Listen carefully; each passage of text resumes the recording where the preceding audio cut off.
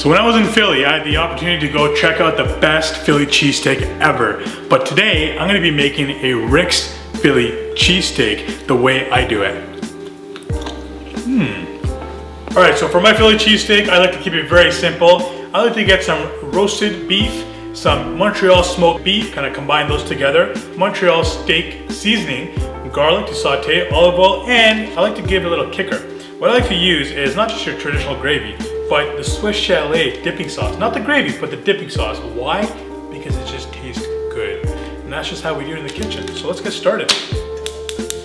So for the sauce, what we're gonna do is start off with 2 cups of water. Oh yeah. I like to keep my gravy thick, so I'm gonna be actually using 3.5 cups of water. And if I need to add more later on, I can.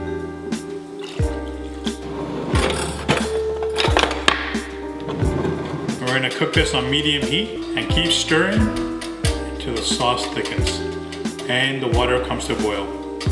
Okay, so for the next step, we're gonna be sauteing the beef, and we're gonna start off with a couple of clove of garlics. The way I like to do my garlic is just have them peeled ready and smash. You can use as much garlic as you want. I love garlic, so I'm gonna use about 4 to 5 cloves of garlic. Yeah, might as well just use all of them.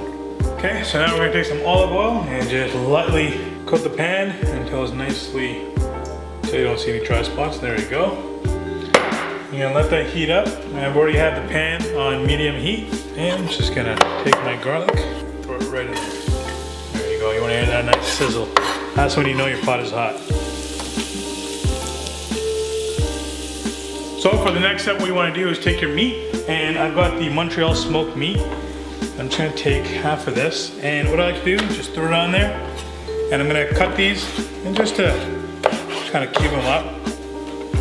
Just do one more, and I like to have long strips, because when you stir fry them, they become nice and stringy. I'm just gonna put that aside, take my roast beef, same thing, 1, 2, 3.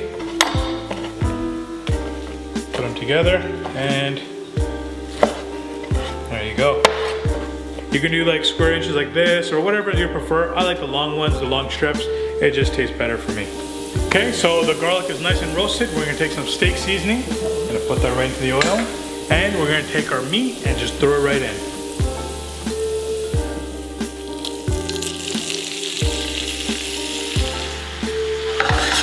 So what I'm doing here, I'm just mixing up all the garlic and the steak seasoning, getting that all stir fried. You don't wanna cook this for too long because the meat's already been smoked. You just want to give it a nice little texture, mingle all those flavors together, get it nice and warm. Because what I'm going to do is I'm going to put this on top of the bread and pop it into the oven. So you just want to kind of let it stir fry. I like to do this for about maybe 2 to 3 minutes.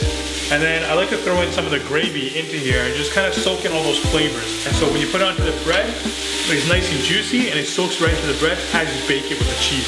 Fantastic. I'm just going to season a little bit more with my steak seasoning.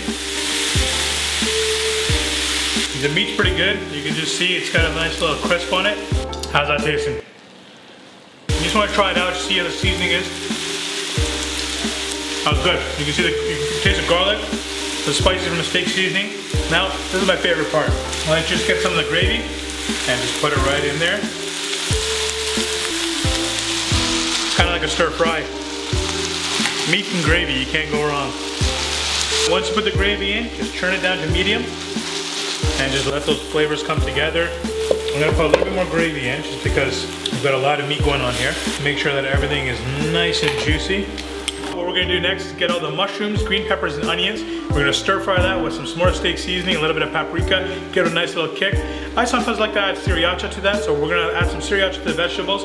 We're gonna mix all this together and put it onto our bread. And man, is it ever gonna taste good. So what I'm gonna do now is saute the veggies. I'm gonna use that same pot, and you can see I just taken out all the meat. It just captures all that goodness. So when you stir fry those veggies, you get that nice taste from the meat and the gravy and all that. And it's one less dish to wash. I'm gonna start off with chopping up my white onion. Why did I choose a white onion? It's sweet, it's got flavor. I usually use red onions. I didn't have red onions, so I improvised, and I'm using a white onion, a Spanish white onion. Just kind of give it a nice little slit there. It's easy to peel.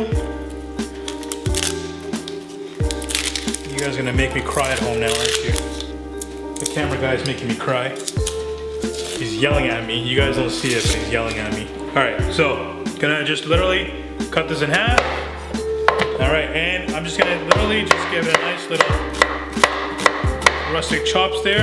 The reason why I cut this onion in half is it's just easier to cut. If you want to cube them, the best way to cut them is you take your knife and you make sure you hold it right here so you got a nice grip on it, and you do 1, 2. Okay, now you just do 1, 2, 3, 4, and there you go. And you get some nice cubed onions here. So what I'm gonna do is take all my onions and I'm gonna throw them into the pot. Do a nice stir fry. I'm gonna turn up the heat. So next what I'm gonna do is my green peppers and then my mushrooms, because mushrooms don't take too long to cook. Green peppers a little bit longer. So let's start with the green pepper. So the best way to cut a green pepper, just kind of right in the middle there. And I'm gonna take my knife and run it through the top. So I wanna take those seeds out because I don't wanna be using those seeds. Look at that, easy peasy, good to go. Give it a nice little shake, all the excess seeds come out. You don't need that. Now, cut in the middle. Watch your fingers, you don't wanna throw that in there as well. We're gonna throw this in with the onions.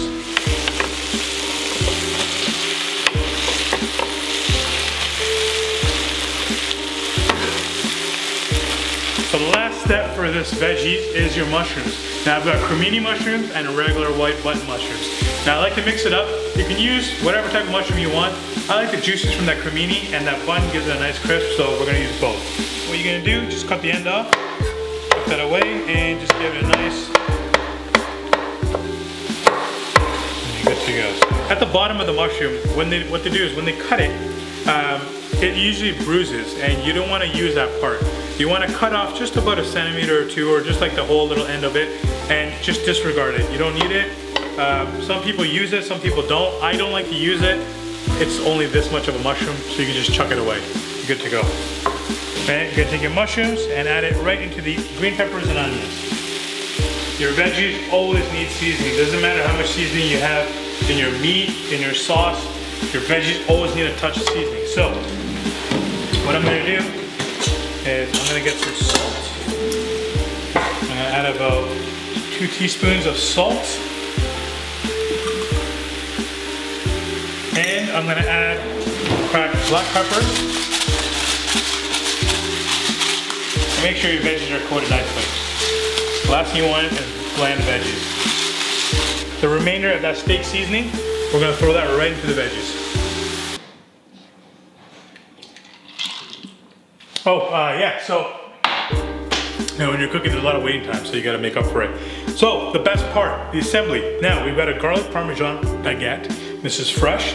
What we're gonna do is we're literally just gonna cut this in half, and I'm gonna start assembling. So, gonna hold it sturdy so it doesn't move around, and you're just gonna cut right down, just like a Subway.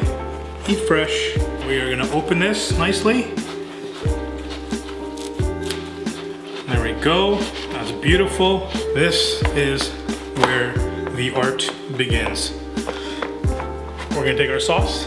We're gonna start off with our base. So the bread can get really dry sometimes. So what you wanna do is make sure that that sauce soaks in right to that bread. So you get it's not dry, it's nice and wet and juicy, and it just tastes good. Now, the next step. What you wanna do is you're gonna take your meat. You wanna just make sure it's spread out. This is what bothers me. When you get a sandwich, sometimes the edges don't have that meat or the cheese. I wanna make sure that when I'm eating my sandwich, every single bite has meat, cheese, and vegetables. It only takes an extra 30 seconds, so you spread it nicely. You take your time and you make sure the edges get covered. Now look, this is bothering me here. If you take a look over here, whoever gets that end piece is not gonna get sauce. So I'm gonna be generous enough and I'm gonna soak that in sauce because that's just how we do it. So when you close it up, you can see there's a nice amount of meat there. So we're good, that test has been passed. Okay, so the next step is your veggies. You're gonna take your veggies. I'm just gonna nicely even distribute that. That looks good. Now, I usually don't do this, but because I want a little bit of kick to it, I'm gonna add a little sriracha to this. Why? Because I wanna have fun in the kitchen, that's why. Don't ask me why. You could use any cheese you want, but I like provolone. It's just nice and gooey and it tastes great with a sandwich. Okay, so when you preheat the oven, you're gonna bake this beast. You're gonna put it in there for 5 to 7 minutes or until golden brown. That cheese is nice and gooey. and take it out, chop it up, and enjoy. Ooh, yeah. Look at that, guys. That's some ooey gooey goodness going around there. You can see the cheese is all melted, the bread is nice and crispy, and the meat is hot. Everything's good to go. We're gonna see how this tastes. Before I like to cut into this and enjoy this, I like to take a picture and share it on my blog. Make sure you check out the recipe, www.rexgoodeats.com.